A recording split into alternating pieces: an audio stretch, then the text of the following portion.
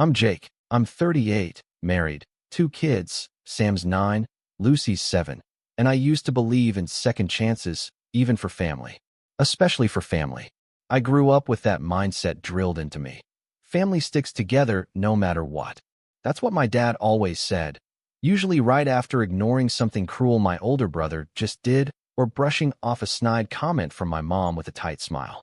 I used to think maybe I was just sensitive. Maybe I read into things too much. Maybe it was just my imagination that the spotlight always seemed to shine on everyone but me. But you know what's worse than realizing you were never the favorite? Realizing your kids inherited that same invisible status, and watching it happen in real time while everyone else pretends it's normal. It started slow, these things always do. Like that first winter scratch in your throat that doesn't quite go away. You feel it, but you shrug it off. Too small to make a fuss over. That's how it was with my parents and my kids. A missed birthday here, a forgotten school recital there. Little things. Things you tell yourself aren't worth bringing up because it'll just cause drama, and God forbid anyone ruin the group chat harmony. I'm the youngest of 3. My brother Mark is 41, successful dentist, lives 20 minutes from our parents with his wife and their twins. My sister, Rachel, is 36, an Instagram mom of 3 with a curated feed and a chaotic reality no one's allowed to talk about. I live a bit farther out, an hour drive, but I've always made the effort. We show up. Birthdays, holidays, anniversaries, cookouts. You name it, we're there. My wife, Emily, is quieter, observant. She sees things I try not to. Did you notice Lucy was the only one who didn't get a cupcake? She asked once after Rachel's youngest birthday party. I'd missed it. Thought Lucy just didn't want one. Or the time Sam was so excited to show Grandpa his science fair trophy, and my dad barely looked up from the football game before saying, "That's nice, buddy. Go put it in the other room." I laughed it off. Told Sam Grandpa was just distracted. I kept patching over the little moments like drywall over water damage, until the wall finally buckled. December was always chaotic. Our family does a big New Year's Eve bash, my mom's idea, because Christmas is too crowded and everyone's always too busy. That party has been tradition since before I had kids. It's the kind where everyone's dressed up, the kitchen is overflowing, and the champagne flows like a Pinterest dream. My parents go all out. There's music, catering, matching napkins, and speeches. Always speeches. Someone says something about the year behind us, and someone else toasts to a brighter future. This year, we showed up around 6. Emily in a dark green dress. Lucy had sparkly shoes she picked out weeks ago, and Sam wore the bow tie he hated because Grandpa liked it last year. I brought a bottle of wine I knew my dad liked and a few gifts for my nieces and nephews. The living room was already packed when we arrived. Mark's kids were playing with a drone, Rachel's boys had taken over the den, and my mom greeted us with a distracted, "Oh hey, come in," as she rearranged a centerpiece. It was the same kind of welcome you give a coworker you didn't expect to see. Not hostile, just lukewarm. She didn't hug the kids, didn't comment on Lucy's dress or Sam's tie, just told us to make ourselves at home, and walked off before Emily could even take off her coat. I felt it then, something was off. But it was New Year's. I didn't want to overthink it. We mingled, made small talk. I helped Dad carry in a tray from the garage and tried to talk about football, but he kept checking his watch. Later, I saw Rachel pull Mom aside and whisper something, both of them glancing our way. That itch came back, the one in my throat, the one I thought I'd outgrown. Around 9:30, Mom tapped a fork to her glass and called for everyone to gather in the living room. Okay, everyone, just a quick moment," she chirped. "We have a little surprise for the grandkids who made us extra proud this year."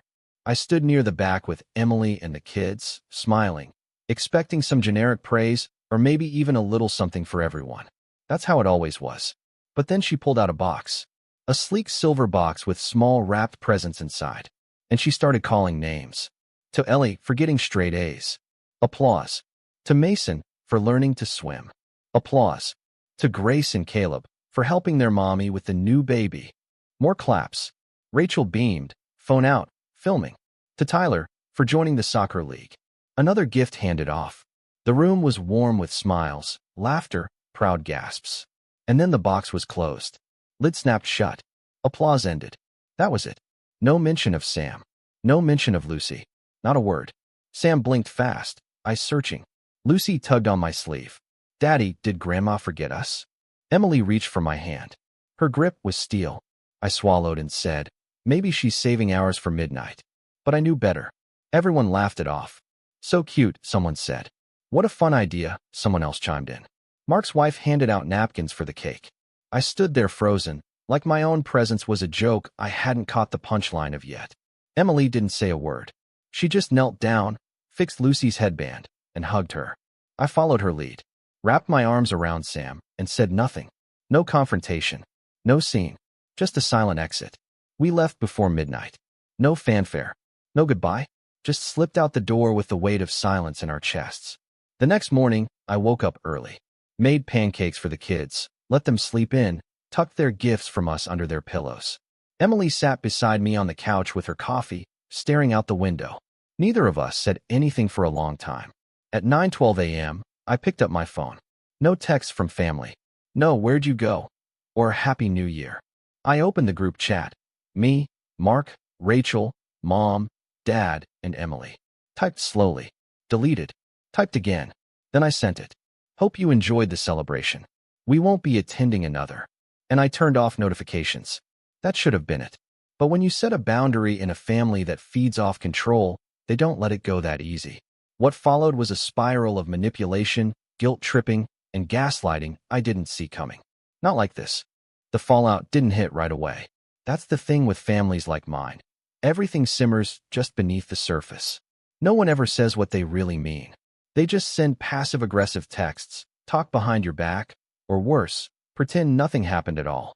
The group chat went silent after my message. For about a week. No one responded. Not even a thumbs up. No follow-up from Mom. No check-in from Mark. Not even a snide comment from Rachel, which was unusual in itself. I half expected my dad to call, say something dismissive like, "Don't be dramatic," but nothing came. And in that silence, I started to wonder, had they already decided I didn't matter? Had they already written us off? Emily didn't say much about it. She let me process. She gave me space. But I could tell it was eating at her too. She started keeping her phone face down, muting notifications, sighing a little longer when one of the kids asked, "Are we going to Grandma's house soon?" I didn't know what to tell them. I just said, "Not this week," and tried to change the subject. Then the texts started trickling in. Not from my parents, but from the outer orbit, my Aunt Janice, who always played peacekeeper. "Hey honey, just wanted to say I'm sorry about what happened on New Year's. Your mom didn't mean anything by it." That was her version of an olive branch. No ownership. Just a soft brushstroke of "let's move on." I didn't respond. Then Rachel posted a photo on Instagram. It was her kids opening presents at my parents' house. The caption read, "Late Christmas with Grandma and Grandpa. Thankful for a family that shows up." I stared at that post for a long time. I wasn't tagged. Emily wasn't tagged. Sam and Lucy weren't in the background. It was like we'd been erased. That was when I felt it, something deep in my chest. Not just hurt. Not just disappointment. Something colder. Something heavier. A kind of grief, maybe. The realization that I'd been making excuses for people who didn't think twice about excluding my kids. I showed the post to Emily. She looked at it for a second, then just said, "She wants you to react. Don't give her that." I nodded, but it still burned. Then came my mom's text. It was a Saturday morning, a couple weeks into January. Sam had just come home from a basketball game, and Lucy was showing off a drawing she made for her teacher. I was making lunch when my phone buzzed. "Mom, hey sweetheart. I hope you're all doing well. We've been thinking of the kids a lot. Any chance they'd want to come to Mason's birthday party next weekend? Just the kids. No mention of me. No apology. No explanation. Just a casual invitation like nothing happened." I stared at the message. Read it 3 times. Emily leaned over my shoulder. "Are you serious?" I didn't reply. I walked outside, phone in hand, and just stood in the cold air for a while. The next day, Mark texted. "Mark, look, I know you're upset, but you kinda overreacted, man. The gifts weren't a big deal. Mom just did something spontaneous. It wasn't meant to exclude anyone." I could feel my ears getting hot.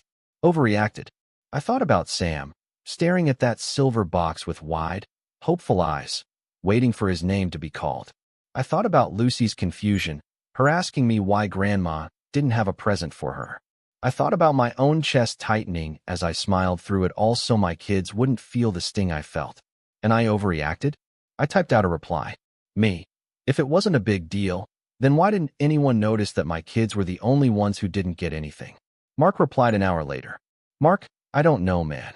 Maybe they just didn't do anything gift-worthy this year. No offense, but you've kinda distanced them from the family anyway. That was the moment something snapped. I called Emily into the room. Showed her the text. She didn't even blink. There it is, she said. I didn't reply to him. Instead, I sat down and started writing things down. Just bullet points at first. Instances I'd let slide. Comments, exclusions, slights. Things I'd tucked into the back of my mind and labeled not worth fighting over. But looking at them all in one list, it was undeniable. Sam's birthday party last year. My parents didn't come. They had a dentist appointment with Mark's family that magically lasted 6 hours. Lucy's ballet recital. Mom showed up halfway through and left before it ended. When Sam won second place in the science fair, I sent a photo to the group chat. Rachel sent a thumbs up. No one else responded. I'd spent years brushing this stuff off, pretending it wasn't targeted, telling myself I was just being sensitive. But now it was bleeding over into my kids' lives. And that's where I drew the line. I didn't send the kids to Mason's party. Instead, I took them out that weekend, trampoline park, burgers, movie night. Emily and I made the whole day about them. They didn't even ask about their cousins.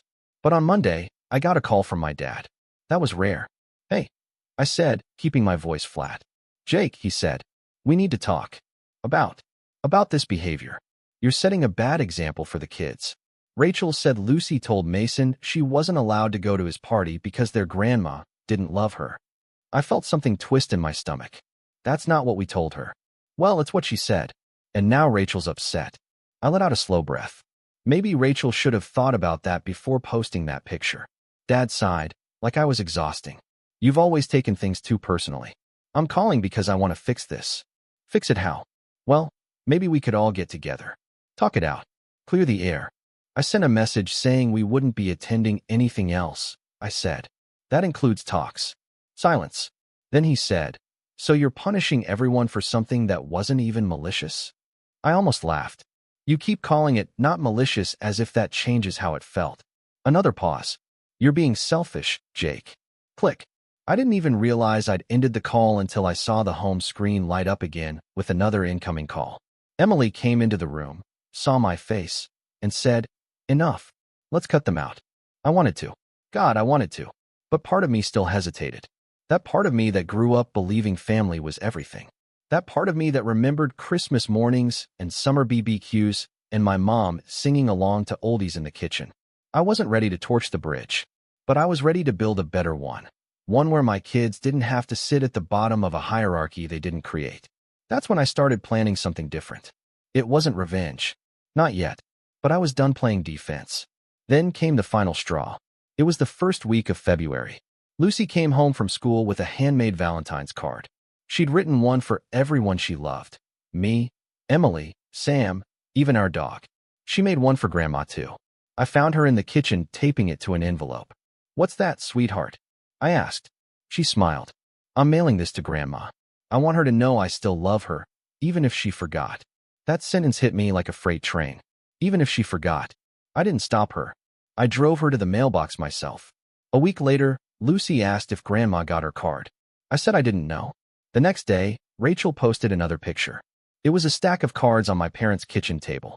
The caption read, so grateful for all the love. The grandkids are the sweetest love letter. I zoomed in. Every card was from her kids. Mason's handwriting. Grace's pink crayon. Caleb's scribbles. Lucy's wasn't there. Emily saw it too. She didn't say a word. She just walked out of the room.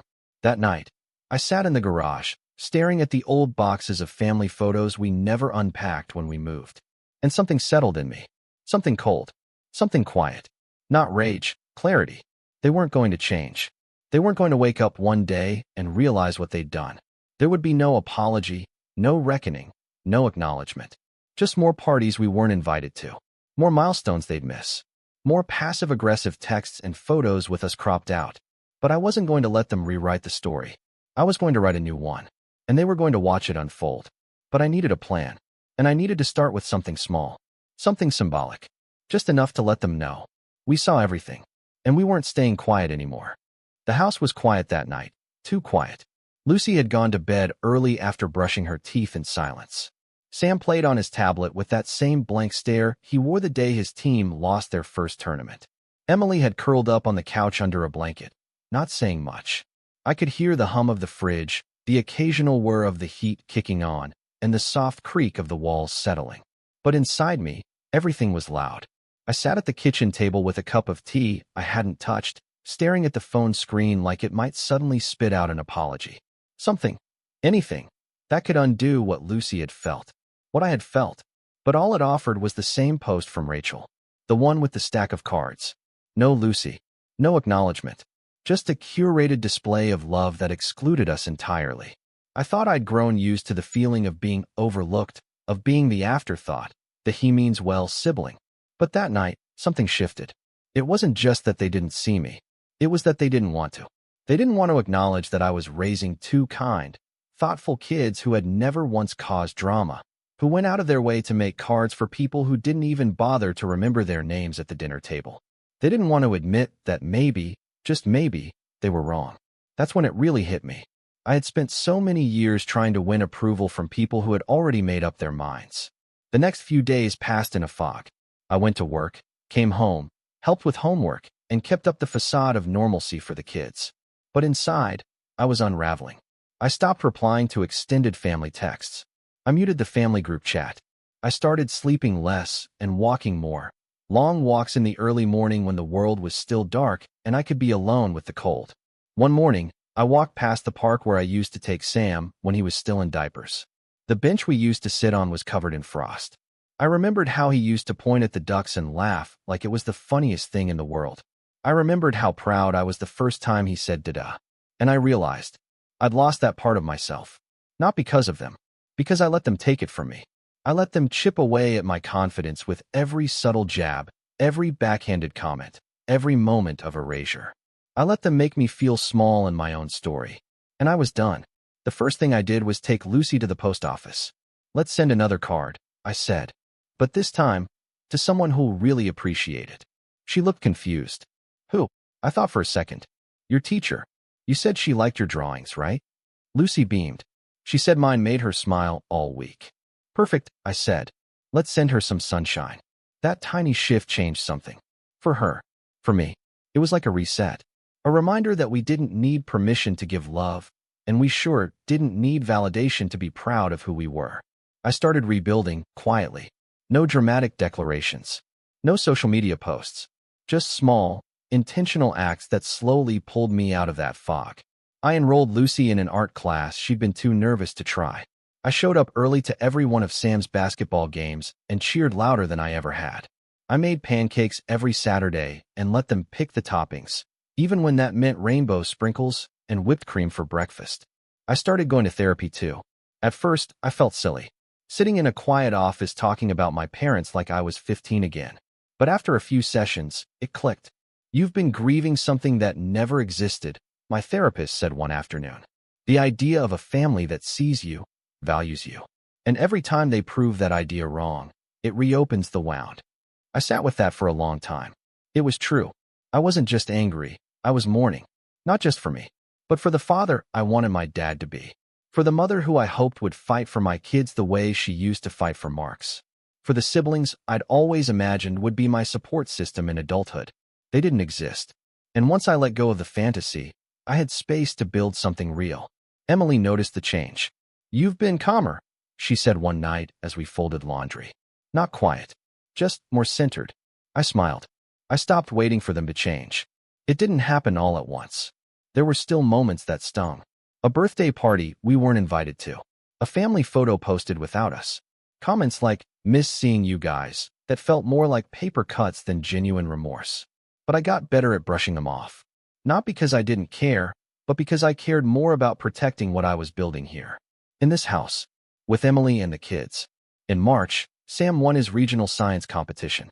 He built a water filtration model out of recycled materials, and when they called his name, his face lit up like he'd just touched the stars.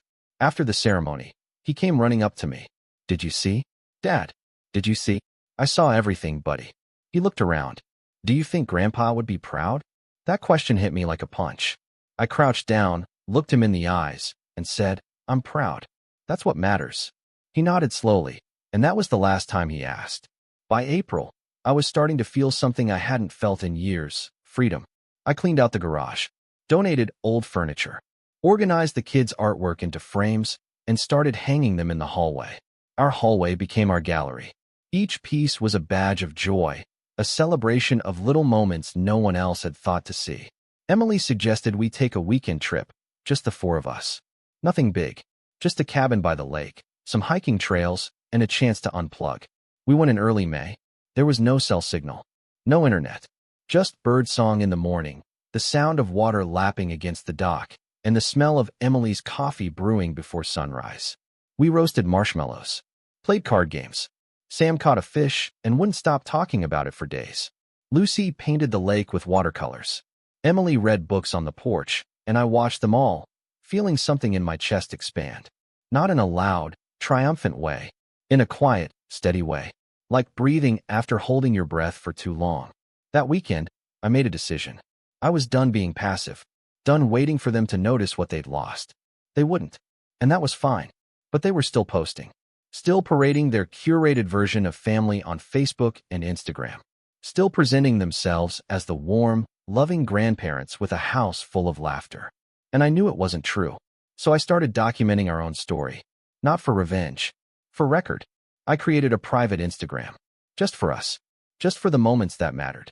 Emily baking with Lucy, Sam presenting his science project, our hikes, our inside jokes, our pancake Saturdays.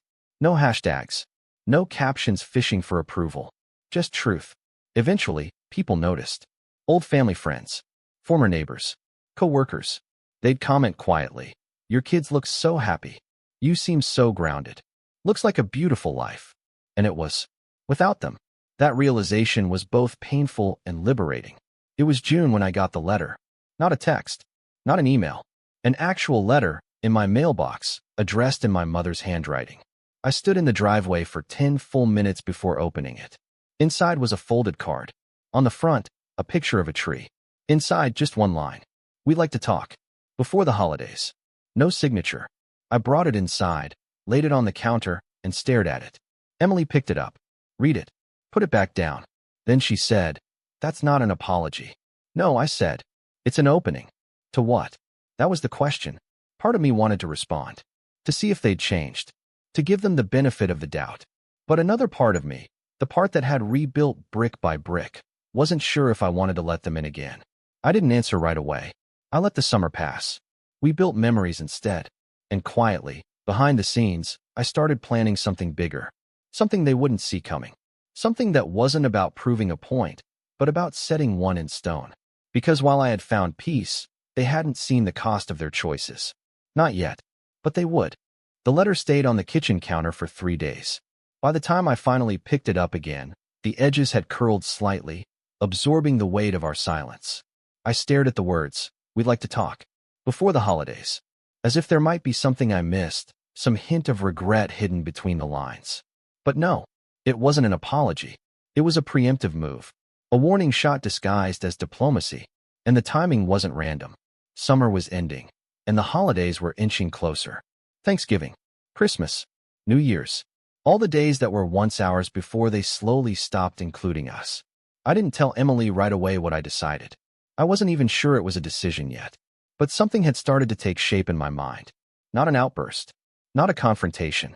Something quieter, smarter, something they wouldn't see coming. Because here's what I'd learned. They never see it coming when the scapegoat stops playing along. I started with the will.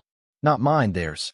See, a few years back, before everything fractured, my dad had insisted on making things official. He invited all 3 of us kids over one weekend, me, Mark, and Rachel, to talk about estate planning. It was a formal conversation over wine and cheese about what would happen to the house, the business shares, the lake property. At the time, I didn't care. I was uncomfortable just being in the same room while they divvied up assets that weren't even cold yet.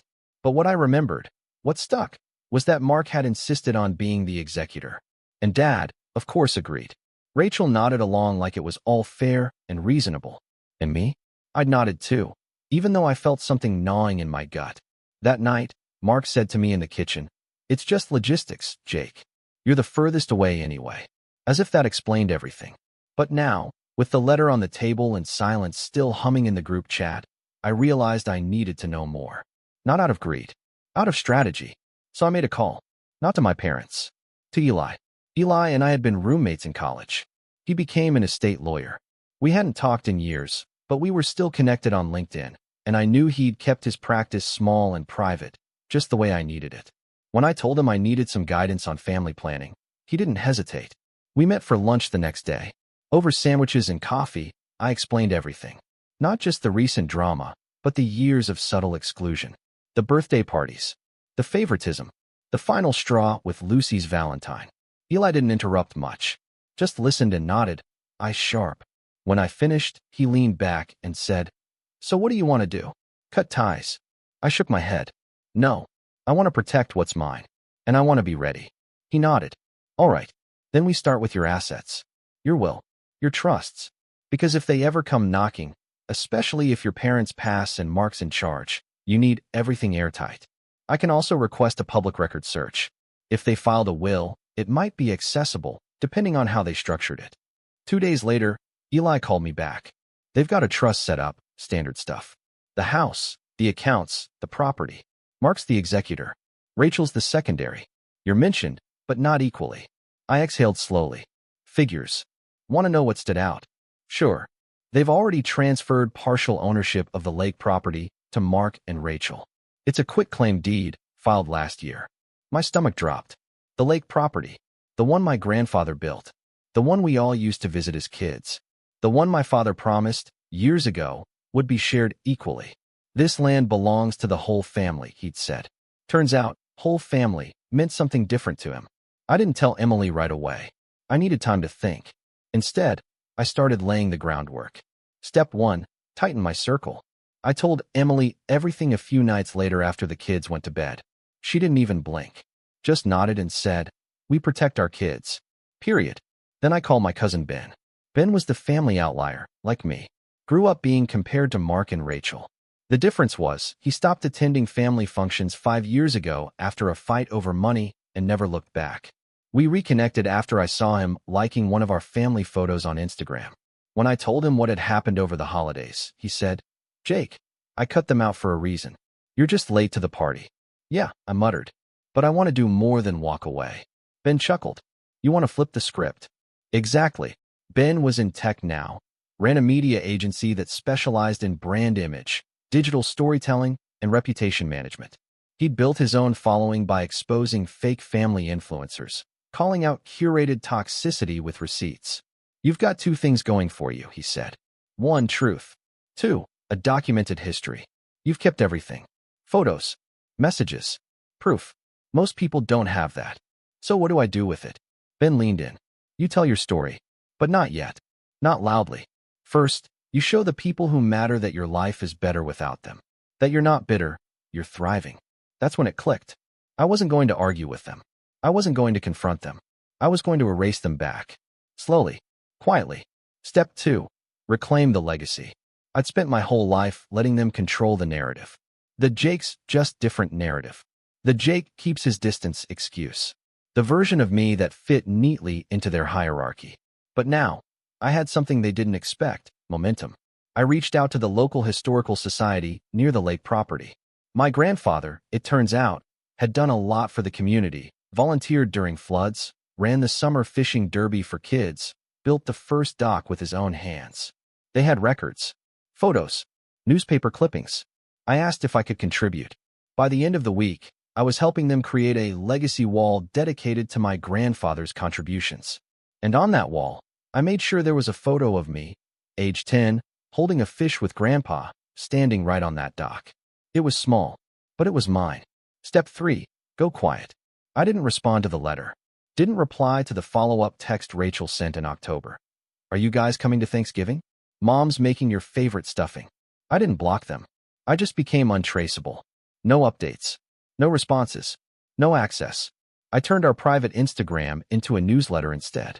The 4 of us became a monthly email I sent to a curated list of real friends, Emily's parents, a few of the kids' teachers.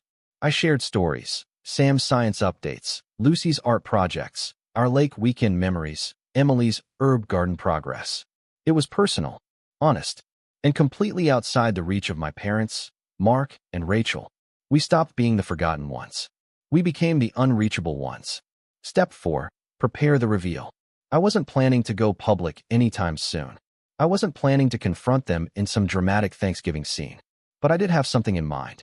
Ben helped me set up a private server, a cloud-based drive where I could upload photos, documents, text exchanges, and a full written record of our experience, organized chronologically. It was password protected, just in case. I'm not saying drop it now, he said. But if they ever try to smear you, if they ever start spinning the Jake abandoned the family narrative, you have this. I added to it little by little. The photo of Lucy's handmade card, screenshots of ignored texts, video clips of Sam's award ceremony, unclicked in the group chat, Rachel's Instagram captions, Dad's voicemail, the estate record showing the transfer of the lake house. All of it, quietly, carefully documented. Not to share yet, but to keep. For the moment they pushed too far. And something told me they would. The final step was the clean break. In early November, I wrote a letter. Not to them. To myself. I wrote everything I wanted to say, but never would. I poured it all out. The disappointment, the anger, the guilt, the grief. I let myself mourn the parents I thought I had, the siblings I wanted, the idea of a united family. Then I folded it up, put it in an envelope, wrote, "Enough" on the front, sealed it. I burned it in the fireplace that night while Emily sat beside me, the kids asleep upstairs. And when the flames died down, I felt lighter.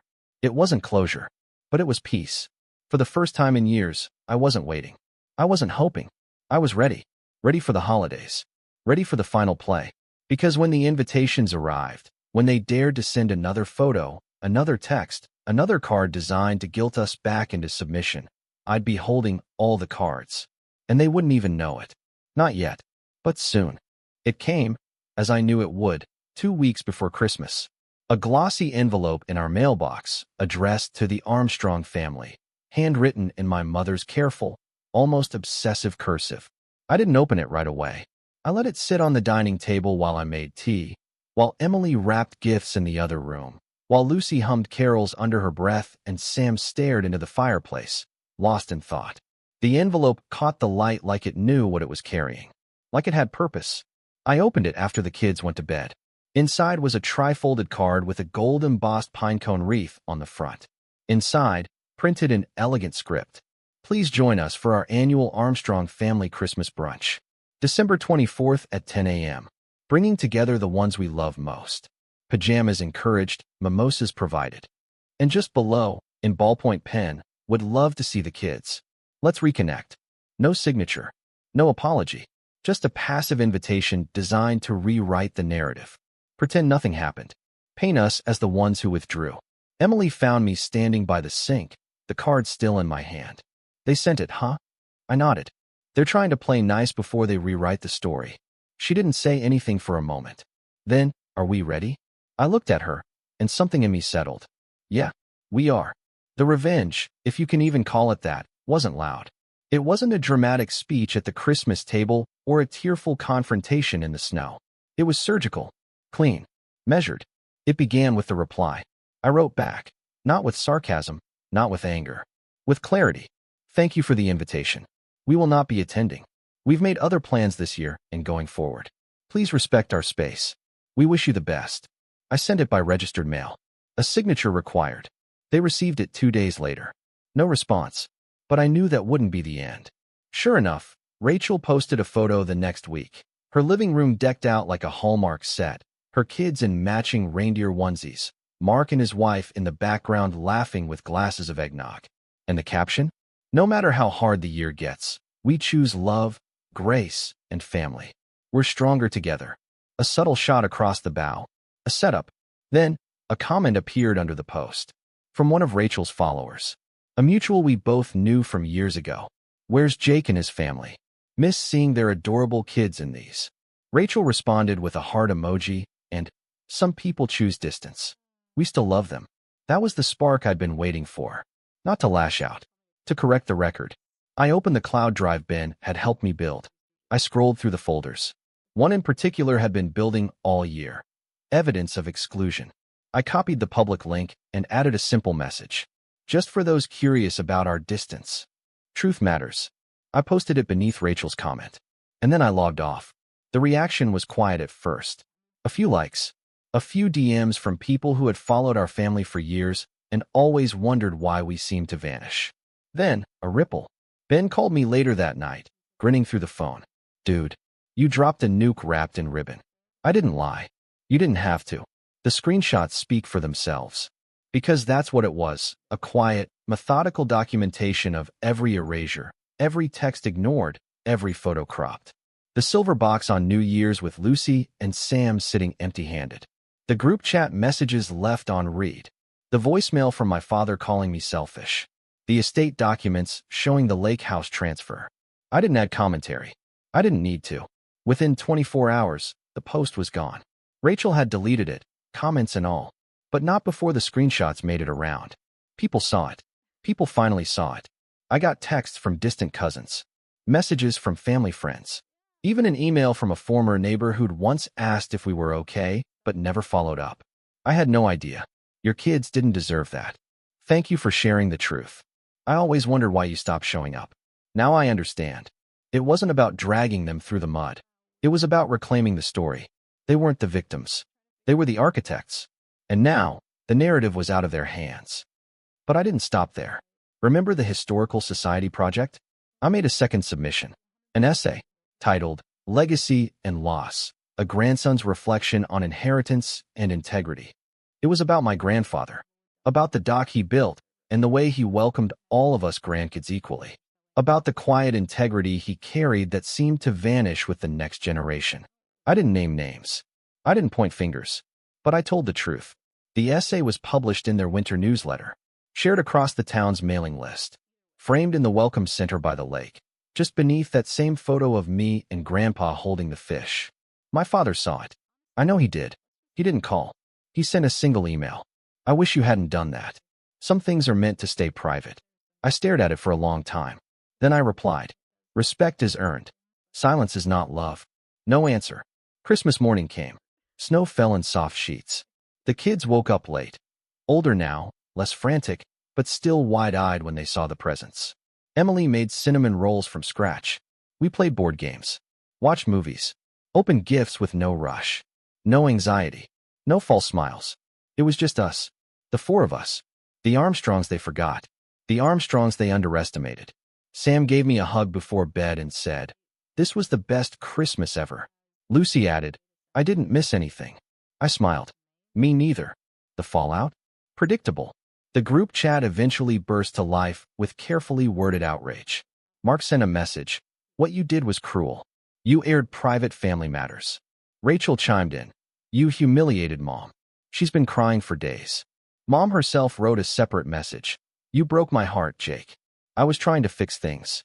And Dad? He didn't message. He called. I didn't answer. I sent a photo instead. It was Lucy's Valentine's card, the one they never acknowledged. Underneath, I added a caption. This was your moment to fix things. You chose to ignore it. We chose not to be ignored anymore. I left the group chat after that. Deleted it from my phone.